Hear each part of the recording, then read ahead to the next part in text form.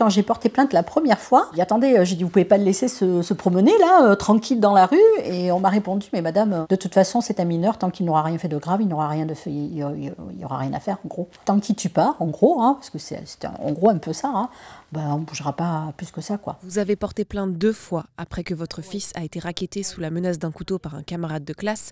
Pouvez-vous nous raconter ce qu'il s'est passé? Il était copain avec un garçon en classe qui est arrivé en cours d'année. Ce garçon venait à la maison, il le recevait, tout se passait très bien. Et le gamin à l'époque avait 13 ans. Ce garçon un jour a été renvoyé du collège. Et donc là, il a commencé à s'en prendre à mon fils. Il l'a attendu un jour à l'arrêt de bus. Il a commencé à le racketter donc, et a sorti un couteau en lui demandant de lui donner des affaires. Une deuxième fois, il l'a racketté. Il l'a attendu à un arrêt de bus encore une fois. Il lui a demandé des fringues de marque. Mon fils porte des fringues de marque, donc il lui a demandé ça. La deuxième fois, il a pris sa sacoche, il l'a attendu devant la maison. Je lui ai dit, je garde ta sacoche et tu vas me chercher une veste qu'il avait pris, une veste qu'il voulait, parce qu'il avait le bas du jogging qu'il avait déjà pris à mon fils. Et donc, quand mon fils est redescendu avec les affaires, il lui avait pris entre-temps sa carte bancaire. En fait, je me suis aperçue de rien pendant 6 mois. Je ne m'aperçois pas qu'il a des fringues qui ont disparu. Et souvent, il me demande de venir le chercher à l'arrêt de bus. Donc moi, je le traite de feignant en lui disant quand même, tu pourrais rentrer à pied de l'arrêt de bus à la maison, il n'y a pas grand-chose à faire. Mais je comprends pas en fait qu'il se sent en danger, qu'il a peur. C'est un petit ami à lui qui a décidé d'en parler à l'école, à la CPE. Donc un matin,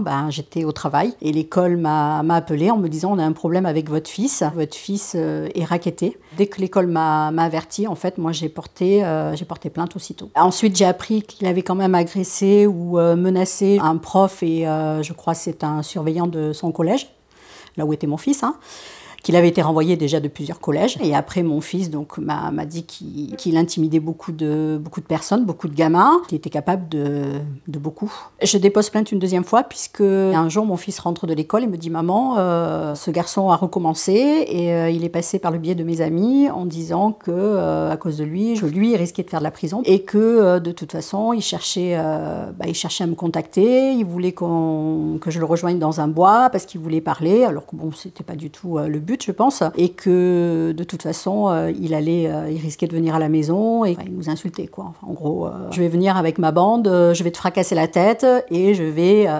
voilà, ta mère. Se transforme aussi. Mon fils ne sort plus, il ne veut plus sortir, il ne fait plus confiance en ses amis, il a peur, hein, parce qu'il a peur d'être trahi, donc il reste pendant 1 an cloîtré dans sa chambre. Les seules sorties qu'il fait, c'est avec nous. Il n'y a plus de vie sociale. Ça m'a vraiment fait de la peine de voir que commencer son adolescence comme ça, c'est quand même dur, quoi. Et puis j'avais aussi mal au cœur pour lui de voir que en fait, personne ne fait rien et on se sent vraiment seul. On a l'impression vraiment d'être laissé à l'abandon. Moi, j'ai réaménagé mes horaires, donc ma façon de travailler.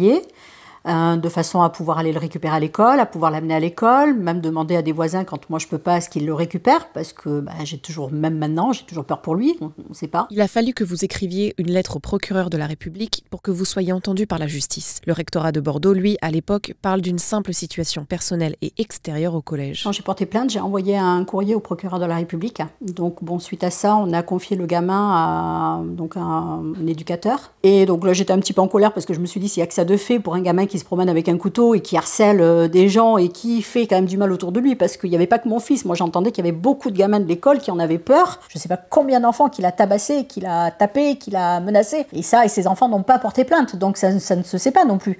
Voilà, par la trouille, en fait. Il a quand même été renvoyé, je crois, 4 fois de 4 collèges, 3 ou 4 collèges. Hein. C'est pas mal quand même. Hein. Moi, je dis à 13 ans ou 14 ans... Suite à la deuxième plainte, un jour, mon fils est parti en vacances avec son papa. Il m'a envoyé une vidéo. Il y a un gamin qui se fait interpeller dans le tram parce qu'il fumait. Donc c'est un monsieur qui lui dit d'éteindre sa cigarette. Apparemment, ça dégénère. Et ce gamin sort du tram et sort un couteau, mais un couteau comme ça, et tape contre la vitre. Et là, mon fils me dit, maman, c'est lui mon agresseur. Donc là, je me suis dit, c'est pas possible, quoi. Il continue, il n'a pas compris. On a porté 2 plaintes contre lui et ça ne fait rien. On se promène avec une arme, quoi. C'est une arme blanche, mais c'est quand même une arme. Donc on ne sait pas de quoi était capable ce gamin. Je trouve inadmissible qu'on ne fasse pas plus. Alors, est-ce que c'est ça?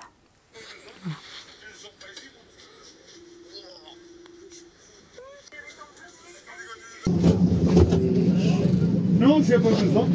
Je ne sors pas ici, moi. 2 ans. Je ne sors pas ici, moi.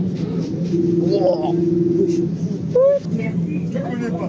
Ah, il a craché. Non, je ne connais pas. Quand vous voyez qu'il a droit à un avocat gratuit, moi je suis obligée de payer un avocat. J'ai été quand même obligée de faire un crédit pour payer mon avocat. Hein. Quand j'ai porté plainte la première fois, j'ai dit attendez, j'ai dit vous pouvez pas le laisser se promener là, tranquille dans la rue. Et on m'a répondu mais madame, on va pas l'empêcher de se promener quand même. J'ai dit non, par contre que mon fils soit cloîtré dans sa chambre toute la journée, là ça vous dérange pas. J'ai dit vous trouvez ça normal? Il m'a dit oui mais madame c'est la loi. Voilà. Et ce qu'on m'a dit aussi, où j'ai été outrée, voilà, c'était ça, on m'a répondu, de toute façon, c'est un mineur, tant qu'il n'aura rien fait de grave, il n'aura rien il y aura rien à faire, en gros. Donc j'ai dit, en fait, vous attendez qu'il passe à l'acte pour bouger, et après on entendra ça dans les médias en disant, oh, le pauvre, le pauvre garçon, il s'est fait tuer par ce gamin. 1 an et demi après votre première plainte, l'agresseur de votre fils a finalement été jugé mi-mai. De quelle peine a-t-il écopé ? Il a nié déjà les faits. Hein. Voilà, il a nié qu'il avait agressé mon fils avec un couteau. Il a nié qu'il nous avait menacés, plus ou moins, par l'intermédiaire d'autres personnes. Oui, il a 3 mois de prison avec sursis, 18 mois avec interdiction de nous approcher, et 2 ans où il n'a pas le droit d'avoir d'armes, c'est-à-dire permis de chasse, tir dans un club ou porter une arme sur lui, quoi, pendant 2 ans. Je me suis dit que c'est rien, ça change rien. Et j'ai posé la question à mon fils, je lui ai dit qu'est-ce que tu en penses? Il m'a dit maman, pour moi ça ne change rien du tout. Il s'est senti abandonné et un peu dégoûté, parce que pour lui, la justice, c'était pas ça. La justice, c'est on punit les méchants et on défend les gentils. Et là, il a découvert que ça se passait pas tout le temps comme ça, quoi. C'est compliqué de se dire, non, tout va bien, ça y est, il est passé au tribunal, tout va rouler. Non, ça se passe pas comme ça, en fait. Pas du tout, on a quand même cette crainte encore qui est là. Alors il a un suivi psychologique, mais bon, est-ce qu'il va s'y tenir? Est-ce qu'il va pas s'y tenir? Si le gamin il s'en fout de tout, s'il a peur de rien, je pense que ça servira à rien. En attendant, il a le droit de se promener, il a le droit de faire sa vie, et moi je tombe des nues, quoi.